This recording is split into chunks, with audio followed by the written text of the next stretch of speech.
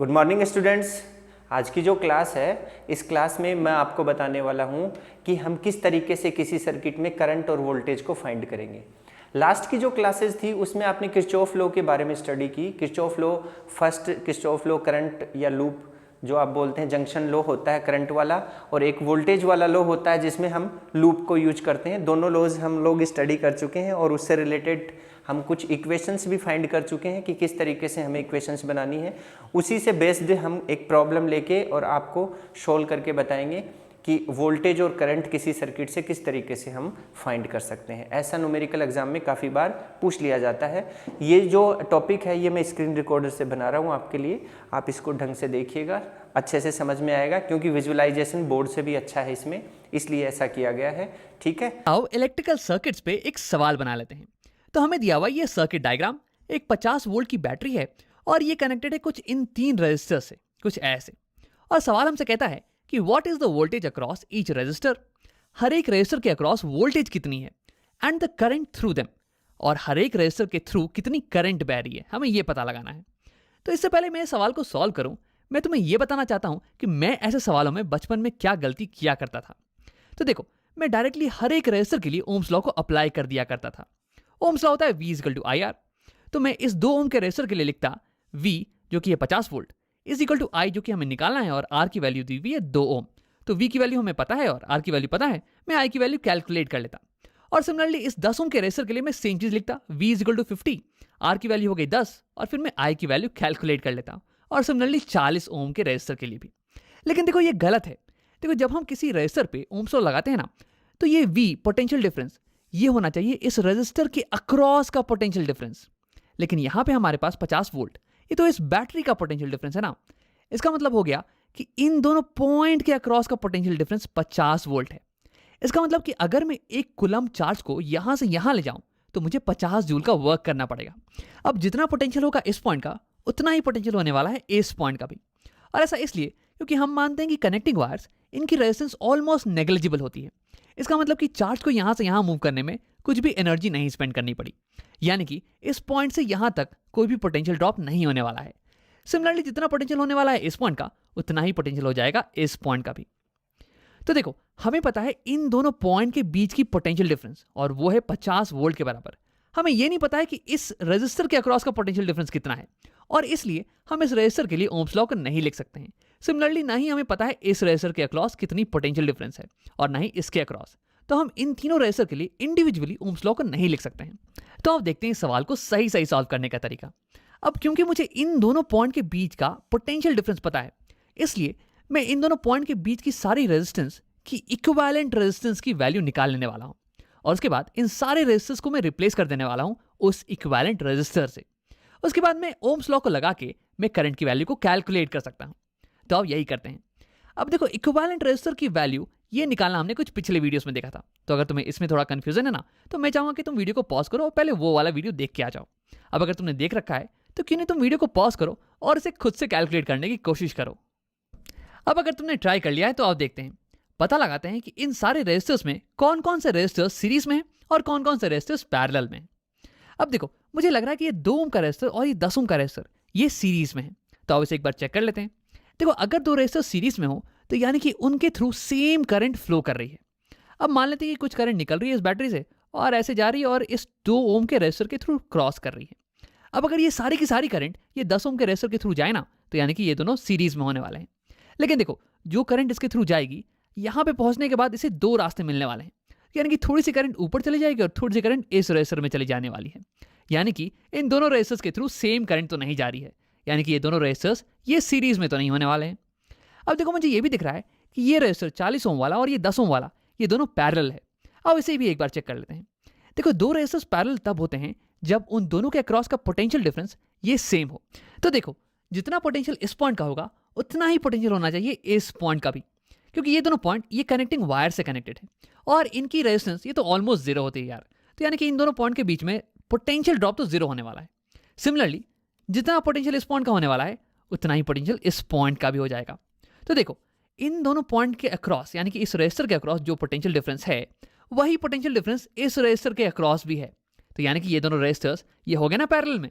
अब आओ इनकी इक्विवेलेंट रेजिस्टर कैलकुलेट करते हैं। तो देखो जब दो रेजिस्टर्स ये पैरेलल में हो तो इनकी इक्विवेलेंट रेजिस्टेंस का फॉर्मूला ये हो जाता है 1/R equivalent is equal to 1/R1 जो कि यहाँ पे 40 ओम्स 1/40 ओम्स प्लस 1/R2 जो कि है यहाँ पे 10 ओम्स 1/10 ओम्स। अब इसे कैलकुलेट करने के लिए मैं एक कॉमन डिनोमिनेटर लेने वाला हूँ, तो ये हो जाने वाला है 40 और 10 का कॉमन डिनोमिनेटर हो गया 40, एलसीएम 40 और 40 इंटू 1 तो ऊपर में भी इंटू 1 करने वाले हैं हम, तो 1 प्लस 10 इंटू 4 तो न्यूमरेटर में भी हम इंटू 4 कर देंगे, तो यहाँ पे हो गया 4 + 1 5/40। अब देखो ये है 1/R इक्विवेलेंट, हमें तो कैलकुलेट करना है इक्विवेलेंट रेजिस्टेंस, तो यानी कि हम दोनों साइड हम रेसिप्रोकल लेने वाले हैं, तो हमारे पास फाइनली आ जाने वाला है R equivalent is equal to 40/5 और इसकी वैल्यू हो जाती है 8 ओम्स के बराबर, 8 ओम्स। इसका मतलब ये हुआ कि इन दोनों रेजिस्टर्स की इक्विवेलेंट रेजिस्टेंस ये होने वाली है 8 ओम, यानी कि इस सर्किट में मैं अगर इन दोनों को रिप्लेस करके एक सिंगल 8 ओम का रेजिस्टर लगा दूं ना, तो सर्किट में कुछ नहीं बदलने वाला है, सर्किट में सेम करंट फ्लो होने वाला है, इस रेजिस्टर के अक्रॉस का पोटेंशियल डिफरेंस ये भी सेम ही रहने वाला है। तो अब इसी को करते हैं, मैं सवाल को यहाँ पे हटा देता हूँ। हाँ, हम पूरे सर्किट को सेम रखने वाले हैं, केवल इन दोनों रेजिस्टर्स को हम रिप्लेस कर देंगे 8 ओम के इक्विवेलेंट रेजिस्टेंस से। अब तुम्हें ये दिख रहा होगा कि ये दोनों ही रेजिस्टर्स ये सीरीज में हैं। अब दो रेजिस्टर सीरीज में तब होते हैं जब उन दोनों के थ्रू सेम करंट फ्लो करे। अब मान लो कि यहाँ से कुछ करंट निकली और ये फ्लो करने वाली 2 ओम के थ्रू, अब यही सेम पूरी की पूरी करंट ये 8 ओम के थ्रू भी फ्लो करने वाली है, तो यानी कि ये दोनों रेजिस्टर्स हो गए सीरीज में। अब इन दोनों का इक्विवेलेंट हम निकाल लेंगे, तो जब रेजिस्टर सीरीज में हो तो उनकी इक्विवेलेंट रेजिस्टेंस ये हो जाती है उनकी इंडिविजुअल रेजिस्टेंस का सम, तो यानी कि इन दोनों का सम 8 + 2 हो गया 10 ओम, 10 ओम की हो जाएगी इक्विवेलेंट रेजिस्टेंस, यानी कि इस सर्किट में मैं इन दोनों को रिप्लेस कर देने वाला हूं एक 10 ओम के रेजिस्टर से, 10 ओम का रेजिस्टर, और इस सर्किट में कुछ भी चेंज नहीं होने वाला है, इस सर्किट में अभी भी सेम करंट फ्लो करेगा और पोटेंशियल डिफरेंस भी सेम होने वाला है। तो यहाँ पे हमने अपने सर्किट को सिंप्लीफाई कर लिया है, अपने सारे रेजिस्टर्स की इक्विवेलेंट रेजिस्टेंस को हमने कैलकुलेट कर लिया है। अब मुझे पता है कि इस बैटरी के अक्रॉस का पोटेंशियल डिफरेंस ये है कुछ 50 वोल्ट्स के बराबर, यानी कि इन दोनों पॉइंट के बीच का पोटेंशियल डिफरेंस ये हो जाएगा 50 वोल्ट्स, और जितना पोटेंशियल होने वाला है इस पॉइंट का उतना ही पोटेंशियल हो जाएगा इस पॉइंट का भी, और सेम जितना पोटेंशियल होगा इस पॉइंट का उतना ही पोटेंशियल हो जाएगा इस पॉइंट का भी, तो यानी कि इन दोनों पॉइंट्स के बीच का पोटेंशियल डिफरेंस ये भी होने वाला है 50 वोल्ट्स के बराबर, यानी कि इस रेजिस्टर के अक्रॉस का पोटेंशियल डिफरेंस ये बराबर हो जाएगा 50 वोल्ट्स के। अब मुझे ये भी पता है कि इस रेजिस्टर की वैल्यू कितनी है, 10 ओम्स, मुझे V पता है और R पता है, तो यानी कि मैं इस रेजिस्टर से बहने वाले करंट की वैल्यू कैलकुलेट कर सकता हूं ओम्स लॉ का इस्तेमाल करके। तो अब यही करते हैं, पहले मैं थोड़ी सी जगह बना लेता हूं यहाँ पे। हाँ, तो मुझे V की वैल्यू पता है, V across the resistor is 50 volt, this is equal to I जिसकी वैल्यू हमने कैलकुलेट करनी है, और R इसकी वैल्यू हमें दी हुई है 10 ओम्स। अब अगर मैं दोनों साइड 10 ओम से डिवाइड कर दूं तो मेरे पास I की वैल्यू आ जाने वाली है, I is equal to 50 volt divide by 10 ohm, 50/10 ये हो गया 5, और वोल्ट बाई ओम ये हो जाएगा एम्पियर, तो यानी कि 5 एम्पियर का करंट फ्लो कर रहा है इस रेजिस्टर के अक्रॉस, और क्योंकि ये एक सिंपल सर्किट है तो यानी कि पूरे सर्किट में 5 एम्पियर का करंट ही फ्लो कर रहा होगा। तो ये हो गया बैटरी का पॉजिटिव टर्मिनल, और यहाँ से कन्वेंशनल करंट निकलती है, और ये होगी कन्वेंशनल करंट की डायरेक्शन ऐसे और ऐसे, तो यानी कि इसमें 5 एम्पियर का करंट फ्लो कर रहा है, 5 एम्पियर, इसे मैं यहाँ लिख देता हूँ। हाँ, लेकिन यार हमें तो ये पता लगाना था कि हर एक इंडिविजुअल रेजिस्टर में कितना करंट फ्लो कर रहा है और इनके अक्रॉस का पोटेंशियल डिफरेंस क्या क्या है, लेकिन हमने तो यहाँ पे इक्विवेलेंट रेजिस्टेंस के अक्रॉस का पोटेंशियल डिफरेंस कैलकुलेट किया है और इक्विवेलेंट रेजिस्टेंस में बहने वाला करंट इसकी वैल्यू कैलकुलेट की है। अब यहाँ से हम यहाँ कैसे पहुंचे, तो यहाँ से हम पहुंचेंगे एक स्टेप पीछे, और फिर यहाँ से हम पहुंच जाएंगे अपने ओरिजिनल सवाल पे। आओ देखते हैं कैसे। तो अगर मैं इस सर्किट से इस सर्किट पे आऊं तो ये 10 ओम का रेजिस्टर ये टूट जाने वाला है 2 ओम और 8 ओम के रेजिस्टर में, और ये दोनों ही रेजिस्टर्स ये सीरीज में हैं, यानी कि जितनी करंट इससे फ्लो करेगी उतनी ही करंट इससे भी फ्लो करनी चाहिए। अब जितनी करंट इन दोनों के इक्विवेलेंट रेजिस्टर से फ्लो करेगी ना, उतनी ही करंट इससे भी फ्लो करनी चाहिए, क्योंकि ये सीरीज में थे ना, तो यानी कि 5 एम्पियर और 5 एम्पियर का करंट इन दोनों से भी फ्लो करने वाला है। अब अगर तुम्हें ये समझ में नहीं आया तो तुम ऐसे देखो इस सर्किट में बैटरी से 5 एम्पियर की करंट निकल रही थी, और क्योंकि ये दोनों सर्किट्स ये इक्विवेलेंट सर्किट्स हैं, यानी कि इस केस में भी 5 एम्पियर की करंट निकलने वाली है, और दोनों के थ्रू 5 एम्पियर की करंट ही जाएगी। अब देखो इस रेजिस्टेंस के थ्रू 5 एम्पियर की करंट जा रही है, और इसके रेजिस्टेंस इसकी वैल्यू भी मुझे पता है, यानी कि I और R दोनों की वैल्यू पता है, यानी कि मैं ओम्स लॉ का इस्तेमाल करके ये पता लगा लूंगा कि इसके अक्रॉस का पोटेंशियल डिफरेंस ये कितना है। तो अब यही करते हैं, तो V is equal to IR, I हो गया 5, R हो गया 2, 5 2 10, तो यानी कि इसके अक्रॉस का पोटेंशियल डिफरेंस ये हो जाएगा 10 वोल्ट्स के बराबर, 10 वोल्ट्स। सिमिलरली इस रेजिस्टेंस की बात करते हैं, इसके थ्रू 5 एम्पियर का करंट जा रहा है और इसकी रेजिस्टेंस है 8 ओम, यानी कि V equal to I R, 5 into 8, 8 5 40, इसके अक्रॉस 40 वोल्ट्स की पोटेंशियल डिफरेंस होने वाली है, 40 वोल्ट्स। अब आओ देख लेते हैं कि हमारा जवाब सही आया है कि नहीं। देखो यहां से यहां तक का पोटेंशियल ड्रॉप ये है 10 वोल्ट्स और यहां से यहां तक का पोटेंशियल ड्रॉप ये है 40 वोल्ट्स। तो टोटल पोटेंशियल ड्रॉप यहां से यहां तक का ये हो जाने वाला है 10 plus 40 is equal to 50 volts. अब ये तो सही बात भी है यार, यहाँ इक्विवेलेंट सर्किट में अगर तुम देखो तो यहां से यहां तक का पोटेंशियल ड्रॉप ये है 50 वोल्ट्स, तो सेम यहां भी हमें वही आ रहा है। अब आओ एक स्टेप और पीछे चलते हैं, यहां से यहां आते हैं। तो देखो हमें पता है कि 2 ओम के रेजिस्टर के थ्रू कितनी करंट जा रही है और इसके अक्रॉस पोटेंशियल डिफरेंस कितना है, ये हमने यहां पे कैलकुलेट कर लिया था। करंट है यहां पे कुछ 5 एम्पियर और इसके अक्रॉस का पोटेंशियल डिफरेंस ये हमने निकाल रखा है एज 10 वोल्ट्स।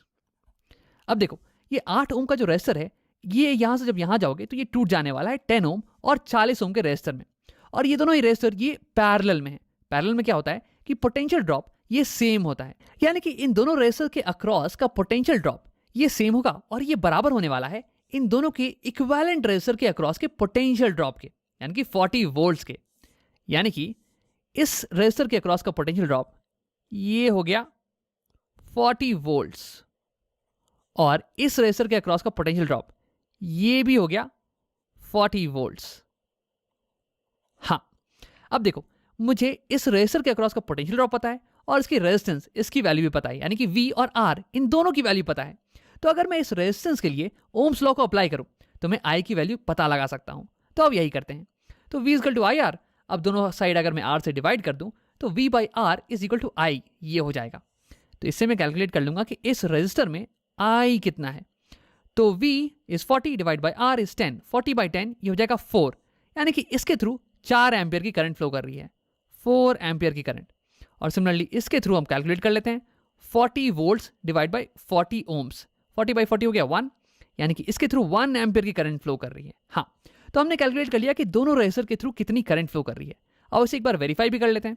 देखो यहाँ से गई 5 एम्पियर की करंट और फिर ये स्प्लिट कर जाने वाली है 2 रास्तों में, लेकिन ये ऐसे स्प्लिट करेगी कि इन दोनों रास्तों का जो सम होगा ना ये 5 एम्पियर के बराबर होना चाहिए। यहाँ 1 और यहाँ 4, 4 1 5, यानी कि ये बराबर आ रहा है। तो हमने अपने सवाल को तो यहाँ पे सही सही सॉल्व कर लिया है। हमने हर एक रेजिस्टर के अक्रॉस का पोटेंशियल डिफरेंस और हर एक रेजिस्टर के थ्रू बहने वाला करंट इसकी वैल्यू कैलकुलेट कर ली है। अब अगर आगे कभी भी ऐसा सवाल आए ना जहाँ पे कि बहुत सारे रेजिस्टर्स दिए हुए हो, तो सबसे पहले तुम सर्किट को सिंप्लीफाई कर लेना। तुम सारे रेजिस्टर्स की इक्विवेलेंट रेजिस्टेंस को कैलकुलेट कर लेना। उसके बाद इक्विवेलेंट रेजिस्टेंस के अक्रॉस की पोटेंशियल डिफरेंस और उसके थ्रू बहने वाला करंट इसे तुम कैलकुलेट कर लेना। इसके बाद हम एक एक स्टेप पीछे जाते रहेंगे। अगर इक्विवेलेंट रेजिस्टेंस ये टूट रहा हो सीरीज में तो यानी कि करंट सेम रहने वाली है, और फिर तुम ओम्स लॉ का इस्तेमाल करके पोटेंशियल डिफरेंस की वैल्यू कैलकुलेट कर सकते हो। और उसके बाद अगर इक्विवेलेंट रेजिस्टेंस ये टूट रही है पैरेलल में तो यानी कि पोटेंशियल डिफरेंस ये सेम रहने वाला है, और उसके बाद ओम्स लॉ का इस्तेमाल करके तुम करंट की वैल्यू कैलकुलेट कर सकते हो। तो देखो स्टार्टिंग में ऐसा करने में तुम्हें थोड़ा टाइम लग सकता है। किसी भी नई चीज़ को सीखो ना तो तुम्हें थोड़ा टाइम लगता ही है, लेकिन एक बार तुम अगर उसे मास्टर कर लोगे तो ये चीज़ बहुत ही जल्दी होने वाली है, तो इससे घबराना मत। हाँ तो बेटा आपको समझ में आया होगा किस तरीके से हमने ये चीज़ डिस्कस की, ठीक है। अब इसमें कोई डाउट हो आपको तो आप मुझे पूछ सकते हैं, डायरेक्टली फ़ोन करके पूछ सकते हैं। और इसी से रिलेटेड न्यूमेरिकल्स जो हैं वो आपकी बुक में दिए हुए होंगे। 2-4 न्यूमेरिकल अगर आप सोल्व करेंगे, प्रैक्टिस करेंगे तो ये चीज़ इजी हो जाएगी। नेक्स्ट टॉपिक में हम एक नई चीज़ की शुरुआत करेंगे। तब तक के लिए इजाज़त चाहता हूँ। Thank you, have a nice day.